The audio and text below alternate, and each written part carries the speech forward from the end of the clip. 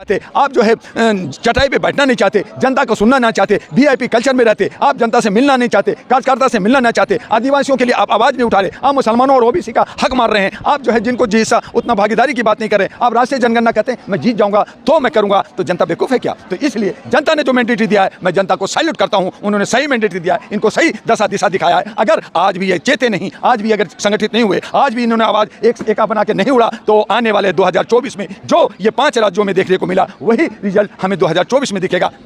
दुआ जी, जिस तरीके से आपने देखा 5 राज्यों के परिणाम सामने आए, 3 राज्यों में भाजपा की ऐसी जीत, भाजपा को खुद विश्वास नहीं हो, और दूसरी तरफ कांग्रेस ने सिर्फ तेलंगाना में अपनी जीत बनाई, उसको लेकर कांग्रेस अब ईवीएम पर अपना ठीकरा फोड़ रही है, किस तरीके से देख रहे हैं? जर्नलिस्ट महोदय, आपके चैनल्स को मैं बहुत बहुत धन्यवाद देते हुए जनता को मैं नमस्कार करूँगा। आप 3 राज्यों की बात कर रहे हैं, मैं 4 राज्यों की बात कर रहा हूँ। तेलंगाना में जो सरकार बनी है वहाँ भी आरएसएस के एजेंट को चीफ मिनिस्टर बनाया गया है, तो 4 राज्यों में बीजेपी आरएसएस की सरकार बनी है, और ये चारों राज्यों में इसलिए सरकार बनी है कि जो विपक्ष के लोग हैं, कांग्रेस, आम आदमी, बीएसपी, ओवैसी और समाजवादी पार्टी और बहुत सारे गोंडेवाना कई क्षेत्रीय पार्टी, ये सब ने बीजेपी को जिताया है और अपना हार खुद बनाया है, यानी अपने पाँव में कुल्हाड़ी मारने का काम किया है। अब खिसियानी बिल्ली खम्मा नोचे की बात कर रहे हैं, अंगूर खट्टा है इसकी बात कर रहे हैं। अगर आपको ये जीतना था तो आपको जैसे इंडिया गठबंधन बना करके मजबूती से लड़ते, एक साथ लड़ते, आप जीत जाते। चूँकि आपको 64% वोट मिला और 34% राज्य कर रहा है। आपको चाहे आज कांग्रेस कहती है कि मैं अलग हूं, सेकुलर हूं, फिर आपने भी हिंदुत्व का नारा क्यों लिया? आपके कमलनाथ ने जो है बाबा बागेश्वर के कदमों में क्यों झुका और वहां कहा मेरे लिए पर्ची लगा, तो उन्होंने भी वही हिंदुत्व का किया। तो जनता ने कहा अगर हिंदुत्व का हमें जिताना ही है तो जो ओरिजिनल हिंदुत्व का जो टैग है हम उसको जिताएंगे, तो बीजेपी को जिताया। तो मिर्ची क्यों लग रही है? आपने गलती की है, आपको सुधारना होगा। और आप ने फिर गलती किया कि जहां मैंडेटरी आपको जनता ने जिताया तेलंगाना में, आपने बीजेपी के पाले में दे दिया। वही तो कहा लगातार बयानबाजी कर रहे हैं ईवीएम को लेकर, ये भी कहा जा रहा है, ये भी कयास लगाए जा रहे हैं काफी टाइम से कि री इलेक्शन होना चाहिए 5 राज्यों का। देखिए, ये सारे जब हारने के बाद री इलेक्शन करो, ईवीएम में चोरी हो गया, हाँ ईवीएम की मशीन बदली जाती है, वो गलती है, हम जानते हैं। 19 लाख जो ईवीएम मशीन गायब है उस कहाँ गया वो सरकार जवाब दे। ओपोजिशन इस पे जवाब आवाज़ नहीं उठाती।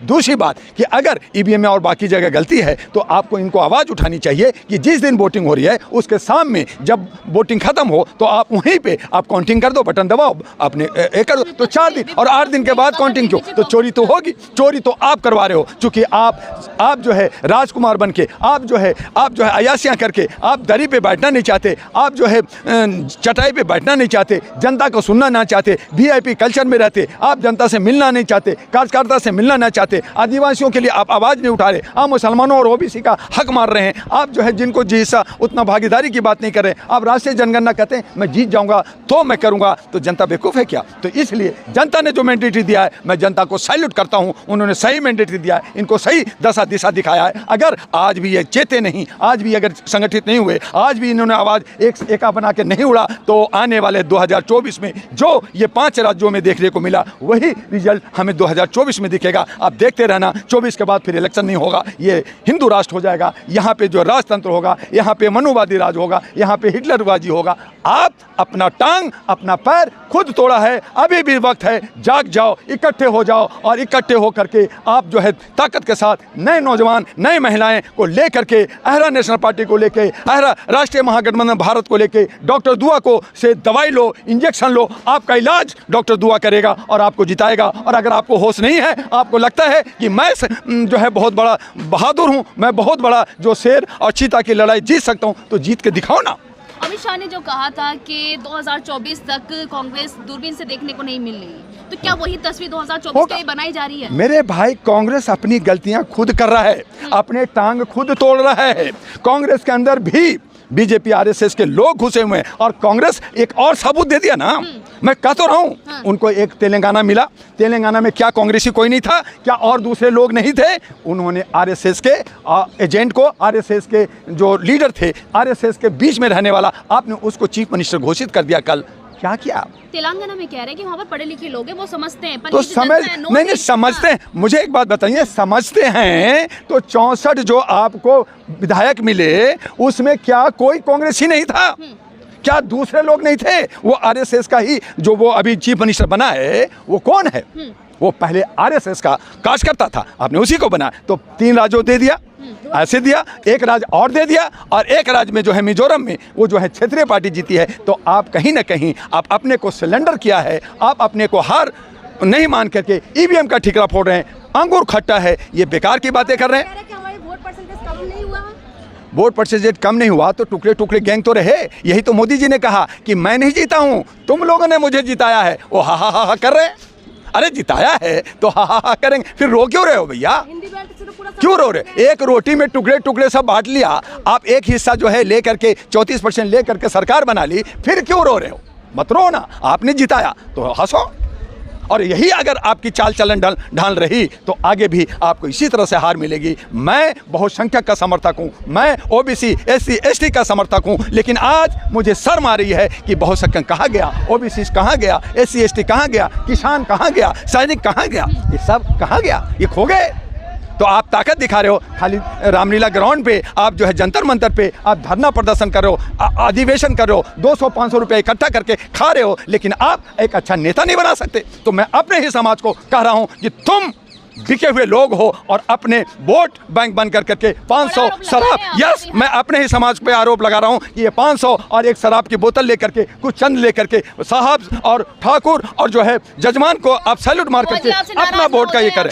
नाराज हो जाए, मैं लगातार इनको जगाने की कोशिश कर रहा हूं, नहीं जाग रहे हैं, हो जाए नाराज, मुझे कोई परवाह नहीं पड़ता। लेकिन हो सकता है कि अगर मेरी आवाज़ से ये बहुसंख्यक जाग जाएं और इकट्ठा हो जाएं, लामबंद हो जाएं, और अगर जिस दिन मुट्ठी बन जाएगी उस दिन मनुवादी को हम हराने में सफल होंगे, हम जो है हिटलर को हराने में सफल होंगे, हम जो है ये जो समाजवादी हैं उनको सफल होंगे। लेकिन आज हम टुकड़े टुकड़े गैंग हैं और इसका मजा बीजेपी और मोदी जी तो खुद करें कि भाई मैं नहीं जीता, तुम लोगों ने जिताया। कहा ना, इससे सीखो, सीखो मेरे भाई। तुम्हारे ही विरोधी, जिसको तुम हराना चाहते हो, जिसको तुम गिराना चाहते हो, वही तुम पे तंज कर रहा है और तब भी अकल नहीं आ रहा है। तो मैं अपने समाज को क्या कहूँ? मैं गला लगाऊं? अरे मैं गला लगाऊं? करते हैं, कहते हैं हम एक हैं, एक हैं। कौन एक हैं? हाँ, कौन एक हैं? कौन एक हैं? बहुसंख्यक का लीडर सारे के सारे 200-500 लेकर के प्रोग्राम करते हैं, नेता नहीं बना सकते, इकट्ठा उन्होंने हो सकते। तो हम क्या कहें? जो वो कह रहा है टुकड़े, हम हैं टुकड़े टुकड़े गेम, हम अपने में फूट है, हम लोग जो है बड़े बड़े नेता बनते हैं, बड़े बड़े कार्यक्रम करते हैं, लेकिन लीडर नहीं बना रहे हैं। तो हम किसको गाली दें? हम अपने भाई को गाली देंगे, हम अपनी बहनों को गाली देंगे, किसको दे? उसको दे जो हमारा रोटी खा गया। काहे को भैया? हमने खिलाया, खा गया, तो आप खुशी मनाओ, डांस करो, ढोलक पीटो, घंटा बजाओ मंदिर में, आप जो है जाकर के प्रसाद चढ़ाओ और वहाँ का पुजारी जो है खाएगा। अब तो हो गया ना भाई, एक उधर जो है योगी उत्तर प्रदेश में, अब राजस्थान में भी योगी होगा। हिंदुत्व का आपका हिंदू राष्ट्र मिलेगा, आप जाके घंटा बजाते रहो, तो राज कहाँ से मिलेगा? तो आप बटे रहोगे। आप कह रहे हो कि हमारे समाज को बुरा कह रहा हूँ, अरे हमारे समाज में कमी है।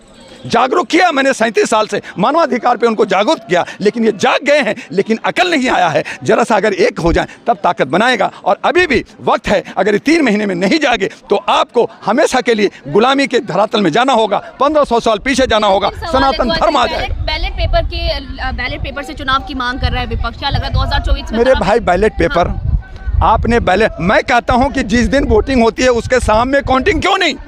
4 दिन के बाद क्यों? जा करके मशीन बदल दिया।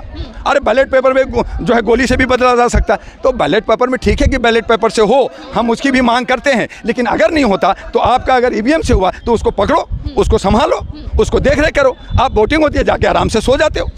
तो ऐसा करोगे तो आपको कहाँ से हक मिलेगा? आपको जैसे उनके कैडर काम कर रहे हैं, उनके हर नौकर और चौक पे काम कर रहे हैं, आप काम नहीं करना चाहते। आप चाहते हैं कि हमारा ऐसे दे देगा, आदिवासी को हम नहीं बोलेंगे, आदिवासी को कोई पैकेज नहीं देंगे, वो मुझे वोट दे देगा। तो कहाँ से दे देगा? हम भूखे रहें और हमें कहोगे हमें दे देंगे? अरे आपको ये कर्नाटका में मुसलमानों ने अगर वोट नहीं देते तो कांग्रेस की सरकार नहीं बनती, उन्होंने बीजेपी को हरा।